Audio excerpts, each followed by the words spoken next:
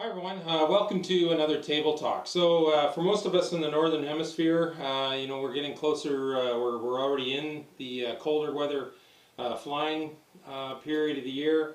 I know that unfortunately some people, especially here in Canada, can't really fly at least electric foam park jets for a lot of the winter. I'm pretty lucky where I live on the west coast, or the wet coast of Canada here, it's not called sometimes.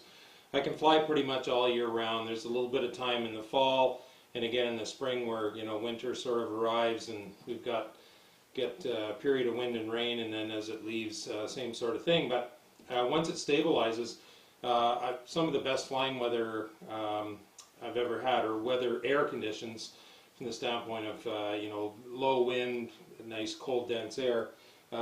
So anyway, it's a choice that I like to make. I love to fly. I love to keep my skills up. So even though I may not get to fly absolutely as much as I do in the summertime, I can still keep a pretty good schedule of flying. So I wrote an article around this time last year for my blog, which I'll link down below, which is a lot more detailed. I also talked a lot more about sort of some tricks and tips that on how I dress and take care of myself out there. Probably the coldest I've ever flown is -5 Celsius. I think that's around, I don't know, 23, 24 Fahrenheit maybe. Normally when I'm flying out there, it's around 0, and if the sun is up, it feels warmer than that. So anyway, I wanted to just kind of go over more the plane and the gear. Most of the time I can fly pretty much any plane that I have in my hangar, and I'm not too worried about it. But there are certain times, there's been a lot of rain, the field is wet, or if you've watched any of my some of my videos from sort of this time last year or winter time, I've actually gone out and flown when there's snow on the ground. So most of that is what I'm going to talk about today on how you can sort of build or select a plane and then take care of your gear if you're in those conditions and are still, hardcore enough to fly. So anyway, first thing I look at is, if for those the most challenging conditions in the winter, is I like to either pick what I call a beater plane, or a plane that I'm not too worried about if it gets a little bit nicked up over the winter flying period, or I will actually build one. Last winter I actually built one. I built another Su-30 version 4 from RC Power, similar to this one, and and I just flew that. I wasn't too worried about it that it got dinged up. This again has a magic marker paint job, so I'm not worried about the paint scheme getting washed out from rain or anything, from moisture or anything like that on it. So that's kind of the first thing to do, is sort of pick a plane maybe for those worst, the most challenging field conditions or weather conditions that is a bit of a beater. You don't mind if it gets nicked up, or God forbid if you do crash it, it's it's not going to be, you're not going to suffer as much heartache as you might with a really expensive plane. So for this one, I've already started to prep it for winter flying. Sometimes when we do get snow, it's sitting around and the temperature goes up and down. It gets a little bit, crusty and icy. And what happens is, with this foam, and this is Depron here on the bottom, sometimes what happens is, you come in and land, and those bits of ice will just chew these intakes all up to pieces. So all I've done is I've taken some, this is just clear, transparent duct tape. It's the same stuff I use for my hinges, so I know that it can hold up in just about any weather condition, moisture condition. It won't go anywhere. So I've put some, hopefully you can see, I've put some on the leading edges here, protecting all of these, the leading edges of these intakes, and these ventral fins here on the back, just so that when that comes into land, that if there's any bits of ice or whatever in the mixed in with the snow, it's not going to rip my plane all to pieces. Now, if it was, big chunks of ice around, then I probably wouldn't fly. I'd just turn around and come home. So that's something that I've done for the airframe. I've already, I did a walk around video of this plane. I've already protected up in here with some glue and stuff, you know, I might put some tape on that as well. I have a roll of this in my flight box. As the weather gets really cold, another thing that I'll probably do is I'll put some tape over top of this vent hole here to allow air to flow through. Because what happens, you know, especially if you get down to temperatures, you know, close to freezing, maybe below freezing, is now lots of times as that air is flowing through your electronics bay here, is it can actually, everything can get kind of like hyper cooled. So, you know, you can imagine if it's, you know, freezing right at the freezing level on the ground, you take your plane up to even just a couple hundred feet and it's flying along at 50, 60 miles an hour, things are going to get probably a bit cooler. Now, obviously your motor and your speed controller you're not real worried about, but the battery, you know, I like to prevent the battery from getting too cold. The other thing is it will help prevent, you know, by taping this up, when there's snow on the ground or a lot of moisture, it'll help a lot of moisture get up into the electronics bay. The only time I've ever actually lost a plane or crashed a plane in the winter time was I wasn't paying attention. A little bit of snow got up into my electronics bay, and I think some snow got down into one end of my speed controller, and then it melted. And you know, I just launched the plane, was flying, and then all of a sudden it went dead. And as I went up to the plane, I could smell that something had burned, and it was the speed controller.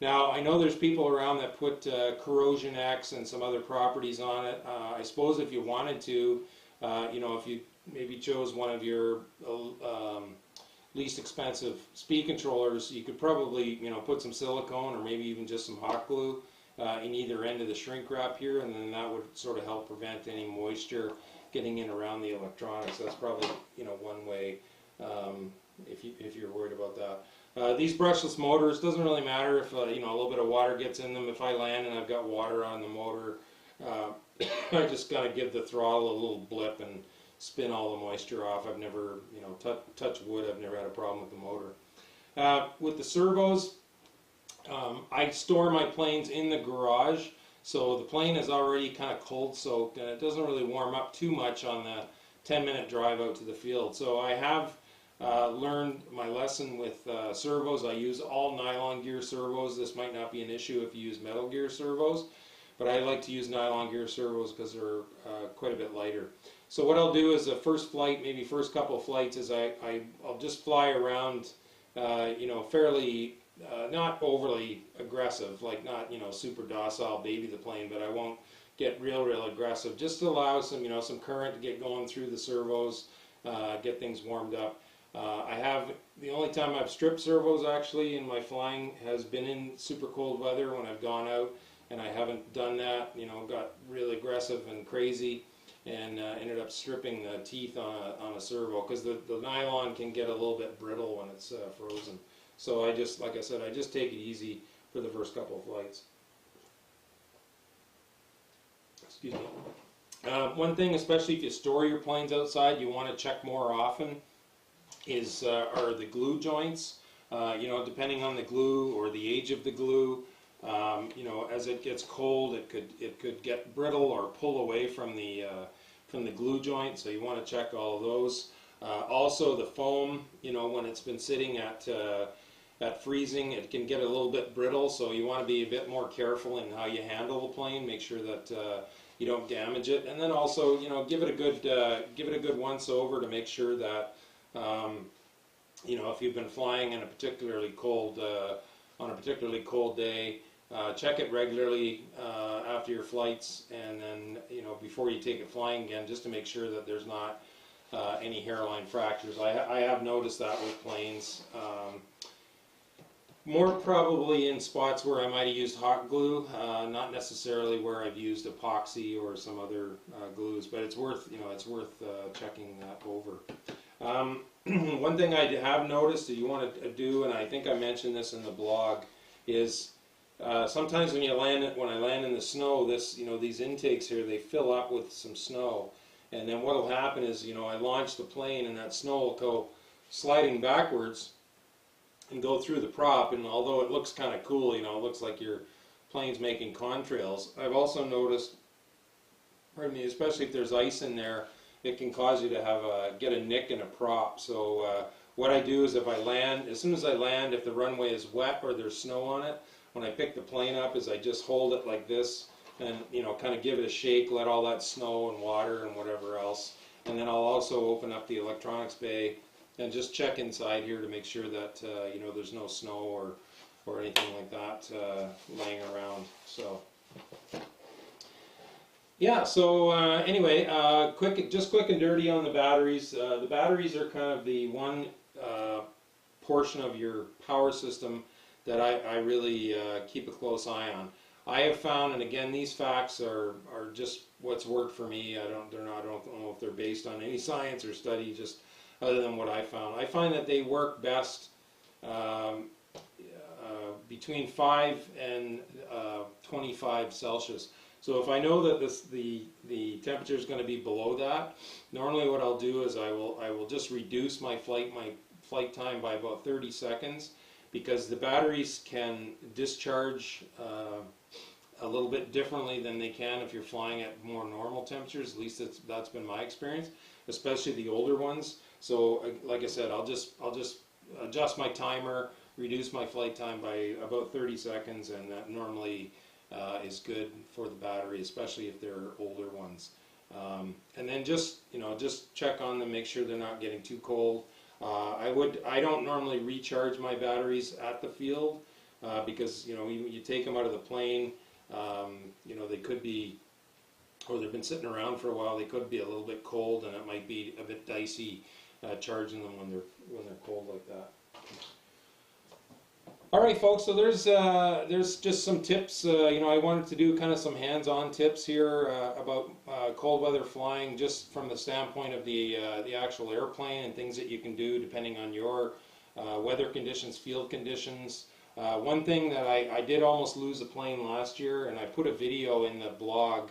If you're flying in conditions where it's right around freezing and there's a lot of moisture in the air, you will get ice buildup on your plane, just like real planes, which is a real danger to aviation. So anyway, I would encourage you, even if for nothing else, just to watch that video, because it was actually quite amazing, just in a couple flights, how much ice was building up on my park jet, and it really started to affect how it flew. And I was lucky that I caught it when I did, or it could have cost me the plane.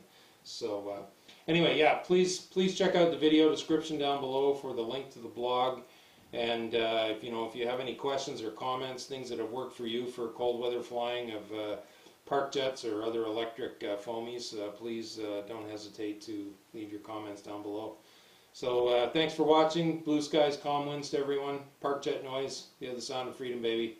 Take care and have a good winter flying season if you live in the Northern Hemisphere.